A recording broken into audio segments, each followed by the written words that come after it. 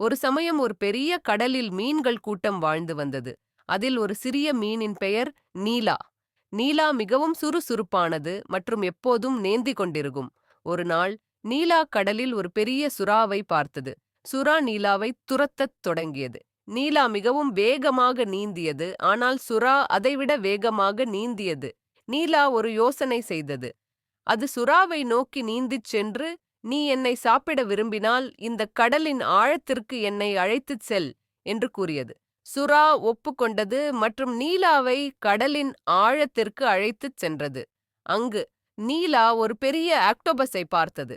Octopus நீலாவிடம், "சுறாவை என்னால் கையாள முடியும், நீ பாதுகாப்பாக இரு" என்று கூறியது.